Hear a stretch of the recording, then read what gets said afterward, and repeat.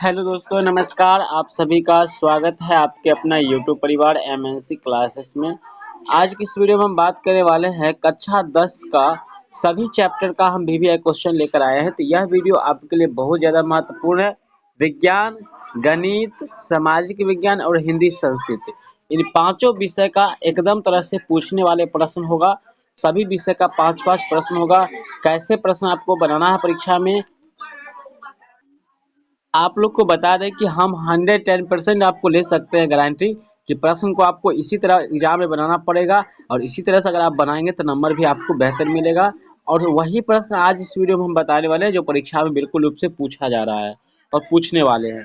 तो पहला प्रश्न है, प्रकाश संश्लेषण क्या है। तो ये प्रकाश संश्लेषण क्या है, तो यह टॉपिक जो है बहुत ज़्यादा महत्वपूर्ण है। 100% इस टॉपिक से प्रश्न आपसे पूछा जाएगा। प्रकाश संश्लेषण क्या है, प्रकाश संश्लेषण की प्रक्रिया क्या है, यह क्वेश्चंस आपके परीक्षा में पूछा जा चुका है। तो ये क्वेश्चंस का आंसर हो जाएगा, पेड़ पौधे द्वारा कार्बन डाइऑक्साइड जल पर्णहरित के माध्यम से सूर्य के प्रकाश की उपस्थिति में ग्लूकोज का संश्लेषण करना प्रकाश संश्लेषण कहलाता है। बिल्कुल सटीक लाइन में इसका जो है आंसर आपको हम दे दिए हैं। अगला प्रश्न आपसे पूछा गया है, परितंत्र में अपमार्जक की क्या भूमिका है। क्वेश्चन है, अगला जो क्वेश्चन है ये बहुत ज्यादा महत्वपूर्ण है। कहा जा रहा है परितंत्र में अपमार्जक की क्या भूमिका है। आप सबों के लिए ये बहुत ज्यादा महत्वपूर्ण प्रश्न है। विश्वास के साथ प्रश्न को पढ़िए, एग्जाम में गारंटेड पूछा ही जाएगा। किसी प्राकृतिक परितंत्र में जीवाणु और कवक जैसे सूक्ष्म जीव मृत जीव अवशिष्ट का अपघटन करता है, सूक्ष्म जीव अपमार्जक है। यही सब सूक्ष्म जीव क्या, जो छोटे छोटे जीव है जैसे जीवाणु कवक, ये जितना भी शरीर मर जाता है जीव, उसके शरीर को छोटे छोटे टुकड़ों में बांटकर अपघटित कर देते हैं, जिसे हम लोग सूक्ष्म जीव अपमर्जक कहते हैं। कुछ लोग कुछ भाषा से भी आपको याद रख लेना है। तीसरा प्रश्न होगा साइंस का, हम लोग देखेंगे। कहा जा रहा है समजात अंग क्या है। तो एक बात याद रखिएगा, समजात और असमजात दो अंग होता है। एक होता है समवृत्तीय अंग। यह तीन तरह के क्वेश्चन में से एक क्वेश्चन तो क्वेश्चन फिक्स है आपके परीक्षा में पूछा जाएगा। पूरा विज्ञान का हम वीवीआई क्वेश्चन बना चुके हैं आप लोगों के लिए, जिससे बाहर प्रश्न एक भी नहीं पूछा जाएगा। जंतुओं के कुछ ऐसे अंग होते हैं जो रचना एवं उत्पत्ति की दृष्टिकोण से तो एक समान होते हैं, लेकिन अपने वातावरण के अनुसार वे भिन्न भिन्न कार्य करते हैं। इसे ही समजात अंग कहते हैं। आपको यहाँ पर एक लाइन याद रखना है कि जिसकी रचना उत्पत्ति के दृष्टिकोण से एक रकम होता है, समान होता है, लेकिन कार्य जो है अलग अलग होता है। जिसकी उत्पत्ति और रचना समान होता है, कार्य अलग अलग होता है, उसे समजात अंग कहते हैं।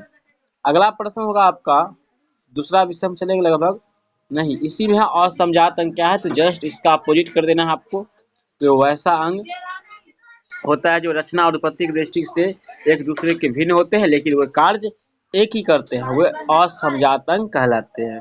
यह प्रश्न हो गया। जैसे उदाहरण यहाँ पर दिया गया है, तितली तथा पक्षी के पंख उड़ने का कार्य करता है, लेकिन दोनों की उत्पत्ति और रचना जो है अलग अलग है। प्रश्न उत्तर नंबर 5 नंबर है, कार्बन एक अधातु है कैसे। यह क्वेश्चन भी कई बार पूछा जा चुका है परीक्षा में। कार्बन एक अधातु है कैसे।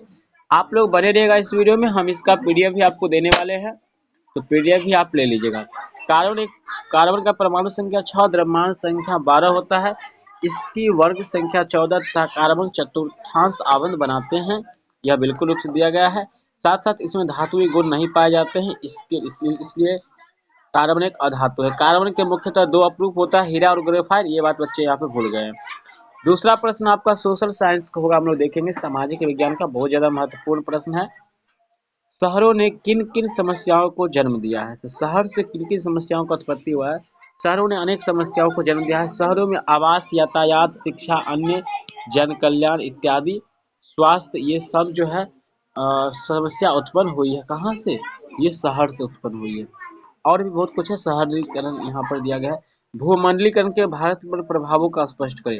ध्यान रखिएगा, भूमंडलीकरण का परिभाषा आपसे पूछा जा सकता है, और भूमंडलीकरण यह जो है बहुत ज्यादा महत्वपूर्ण है परीक्षा की दृष्टि से, इसको भी ध्यान रखना है। भारत पर भूमंडलीकरण का प्रभाव जीविकोपार्जन और आर्थिक क्षेत्र में व्यापक रूप से पड़ा है। जीविकोपार्जन जो है जीव सभी लोगों के आर्थिक जीवन पर पड़ा है इसका प्रभाव। बहुत ज्यादा बैंकिंग पर पड़ा है, बीमा पे पड़ा है। ये है भूमंडलीकरण का बात।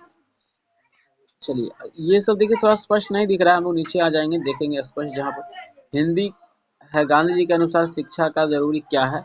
यहाँ पे स्पष्ट नहीं दिख रहा है, तो हम लोग आप लोग को बताएंगे, कहना चाहेंगे। यहाँ पे देखिए स्पष्ट है, गांधी जी के अनुसार शिक्षा का जरूरी अंग क्या है, क्या होना चाहिए? यहाँ पर आंसर है, कवि ने जनता को दूधमुही क्यों कहा है? बहुत भी यह क्वेश्चन है। क्योंकि राजनेता जनता को दुर्मुही बच्ची के समान अबोध समझते हैं और ठग लेते हैं, जिसे दो चार खिलौने के आकर्षण में फंसाकर अपने स्वार्थ सिद्ध किया जा सकता है। इसीलिए कवि जो है जनता को दुर्मुही कहते हैं। अगला प्रश्न, मनुष्य की छायाएं कहाँ और क्यों पड़ी हुई है? तो मनुष्य की छायाएं हिरोशिमा शहर के झुलसे हुए पत्थरों और उजड़ी सड़कों पर पड़ी है। हिरोशिमा के बीचों बीच मानव निर्मित विध्वंसक परमाणु बम अमेरिका के द्वारा गिराया गया था, जिसमें लोग मानव जलकर भाप बन गया था। अगला प्रश्न, भीमराव अंबेडकर को आधुनिक मनु क्यों कहा जाता है? ये तो फिक्स क्वेश्चन है, याद रख लीजिएगा, स्क्रीनशॉट ले लीजिएगा। आंसर लेने के लिए, पीडीएफ लेने के लिए वीडियो को पूरा देखिएगा। हम आपको पीडीएफ देंगे, बिल्कुल सब विषय का देंगे। क्योंकि प्राचीन व्यवस्थ मनु ने मनुस्मृति के माध्यम से जातिवाद के संपर्क रूप में वर्ण व्यवस्था को उचित बताकर सभी के लिए श्रम विभाजन आवश्यक बताया है, और इसीलिए जो है भीमराव अम्बेडकर को आधुनिक मनु कहा जाता है। पांचवा है, कवि अपने आंसुओं को कहाँ और क्यों पहुंचाना चाहते हैं?